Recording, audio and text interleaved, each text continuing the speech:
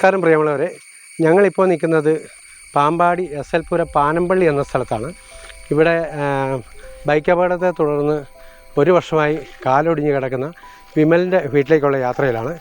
ഈ വഴിയെന്ന് പറയുന്നത് തന്നെ വളരെ ബുദ്ധിമുട്ടാണ്. കാരണം ഒരു വഴിയില്ല. ഈ കുറേ കാടും പടലും ഉള്ള സ്ഥലത്തുള്ള യാത്രയാണ്. ഞാനും എൻ്റെ സഹധർമ്മികളാണ് ഇപ്പോൾ എത്തിച്ചേർന്നത്. നടന്നിട്ട് നമ്മളെ നല്ലതായിട്ട് അണയ്ക്കുന്നുണ്ട്. എന്തായാലും ഇവരുടെ അവസ്ഥ മറ്റുള്ളവരിലേക്ക് എത്തിക്കുക എന്നുള്ള ഉദ്ദേശത്തിലാണ് ഞങ്ങൾ എത്തിയിരിക്കുന്നത്. എന്തായാലും ബാക്കിയുള്ള വിശേഷങ്ങൾ നമുക്ക് വിമലിനോട് തന്നെ ചോദിച്ച് മനസ്സിലാക്കാം. അപ്പോൾ നമുക്ക് അങ്ങോട്ട് പോകാം. വാ. വീട്ടിൽ 5 അംഗ ഒരു കുടുംബമാണ് താമസിക്കുന്നത്. ഈ വിമലിൻ്റെ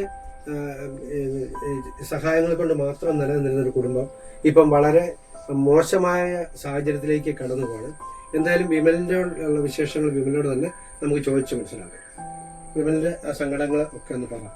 നമുക്ക് ആരെങ്കിലും ഒക്കെ സഹായിക്കാൻ പറ്റും. ജോലിക്ക് പോയാലേ ഉള്ളൂ. എനിക്ക് എന്റെ പിള്ളേരുടെ കാര്യം, എന്റെ ഭാര്യയുടെ കാര്യം. വിമൽ എന്താ ചെയ്യുന്ന ജോലി? ഞാൻ പെയിന്റിങ് ആയിരുന്നു. അപ്പം ഈ അപകടം ഏത് രീതിയിലുണ്ടായിരുന്നു? ശരി, ഈ അപകടം ഞാൻ ഒരു സെക്കൻഡ് ബൈക്ക് എടുത്ത് അങ്ങനെ ബൈക്കിൽ പോയപ്പോഴത്തേക്കും ഒരു ആക്സിഡന്റ് ഉണ്ടായി. കാറുമായിട്ട് ഇടിച്ച് ഒരു ആക്സിഡന്റ് ഉണ്ടായി. അപ്പൊ നമ്മുടെ ഭാഗത്ത് മാസം കൂടെ ആകുമ്പോൾ ഒരു കൊല്ലം ഒരു വർഷമായിട്ട് ഈ കിടപ്പാണ്. ഇപ്പം വിമൽ എവിടെയാണ് ഈ അപകടം സംഭവിച്ചു? പൊട്ടലെവിടെയാണ്? ഒടിഞ്ഞിരിക്കുകയാണ്.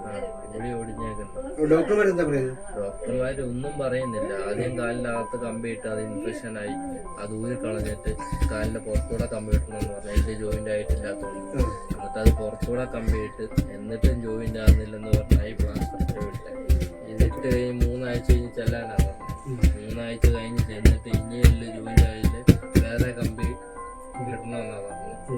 ആ വേറെ കമ്പി മേടിക്കണമെങ്കിൽ തന്നെ നമ്മൾ വെളിയിൽ നിന്ന് വേണം, കാശ് കൊടുത്ത് വേണം മേടിക്കാനായിട്ട്. വിമലിന് കൊടുക്കുകയാണ്. ഇത് ചെറിയൊരു സഹായമാണ്. എന്നാലും അത്യാവശ്യം വീട്ടിലോട്ടുള്ള സാധനങ്ങളെല്ലാം ഞങ്ങൾ കരുതിയിട്ടുണ്ട്. ഈ വീഡിയോ കാണുന്ന ആർക്കെങ്കിലും ഒരു സഹായം വിമലിന് ചെയ്യാൻ പറ്റുമെങ്കിൽ ചെയ്യണം. കൊടുക്കും. കുഞ്ഞു സഹായം കേട്ടോ.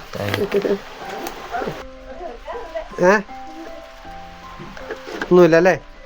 ഇച്ചിരി പഞ്ചസാര മാത്രമേ ഇരിപ്പുണ്ട് അല്ലേ? പഞ്ചസാരയുണ്ട്, ഉപ്പുണ്ട്. ഇതാണ് ഈ വീടിൻ്റെ അവസ്ഥ. അതായത് അവർക്ക് അടുക്കളയിൽ പെരുമാറാനുള്ള സാധനങ്ങളോ മറ്റു സാധനങ്ങൾ ഒന്നുമില്ല. അവർക്ക് നമ്മുടെ റേഷനരി ആട്ടി 20 കിലോ അല്ലേ, 20 കിലോ അരി കിട്ടുന്നത് മാത്രമാണ് ഏക ആശ്വാസം. ഒരു കറി വെക്കാനോ അല്ലെങ്കിൽ അതിനുള്ള മറ്റ് സാമഗ്രികളോ മേടിക്കാനുള്ള സംവിധാനമില്ല. കാരണം നമുക്ക് ഊഹിക്കാം, ഒരു കുടുംബത്തെ നയിച്ചുകൊണ്ട് പോകുന്ന 300 രൂപ ശമ്പളം വാങ്ങിക്കുന്ന ഒരാളാണെങ്കിൽ ആ വീട്ടിലെ അവസ്ഥ, ദയനീയ അവസ്ഥ നമുക്ക് കാണാനുള്ളത്.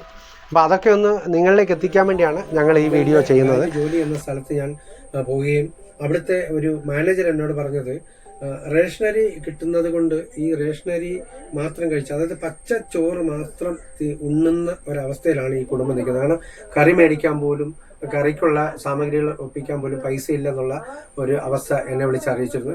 ഞാൻ എന്നെക്കൊണ്ട് കഴിയുന്ന ഒരു ചെറിയ സഹായം അവിടെ വെച്ച് വീട് ഒന്ന് സന്ദർശിക്കാൻ വേണ്ടിയാണ് നവജ്യോതി എത്തിച്ചിരുന്നത്. എന്തായാലും നവജ്യോതി ഇവർക്ക് വേണ്ട ഒരു ചെറിയ സഹായം നൽകി വീട്ടിലോട്ടുള്ള 1 മാസം അടുത്തുള്ള അത്യാവശ്യ സാധനങ്ങളൊക്കെ ഉൾപ്പെടുത്തിയിട്ടുണ്ട്.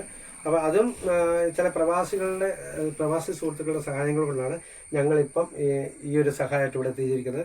ഞങ്ങളുടെ വീഡിയോ കാണുന്ന ആർക്കെങ്കിലും വിമലിൻ്റെ ഈ അവസ്ഥയിൽ സഹായിക്കാൻ കഴിയുമെങ്കിൽ, അതായത് അടുത്ത ഇനി 2 ആഴ്ചക്കുള്ളിൽ ആശുപത്രിയിൽ പോയി ഈ കാല് ഓപ്പറേഷൻ ചെയ്ത് വീണ്ടും കമ്പിയൊക്കെ ഉണ്ടെന്നുള്ള പറഞ്ഞത്. അതിനൊക്കെ ധാരാളം ചിലവുണ്ട്. കാരണം അന്നന്നത്തെ ചിലവിലേക്ക് ബുദ്ധിമുട്ടുന്ന ഇവരെ നമ്മൾ വേണം ഒരു കൈ സഹായിക്കാൻ. മനസ്സിലാക്കി ഓരോരുത്തരും മുമ്പോട്ട് വരണം എന്നാണ് ഈ അവസരത്തിൽ അഭ്യർത്ഥിക്കാനുള്ളത്. എന്തായാലും ഞാനിത് ചെയ്യാനുള്ള അവസരങ്ങൾ എനിക്ക് ഉണ്ടാക്കി തരുന്ന പ്രിയപ്പെട്ട എൻ്റെ പ്രവാസി സുഹൃത്തുക്കൾക്കും എൻ്റെ നാട്ടുകാർക്കും ഒരുപാട് നന്ദി ഈ അവസരത്തിൽ അറിയിക്കുകയാണ്. എല്ലാവർക്കും വേണ്ടി ദൈവത്തോട് ഈ അവസരത്തിൽ പ്രാർത്ഥിച്ചുകൊണ്ട് ഞങ്ങൾ മടങ്ങുകയാണ്. പുതിയൊരു വിശേഷവുമായി ഞങ്ങൾ വീണ്ടും വരും. അതുവരെ ബൈ ബൈ.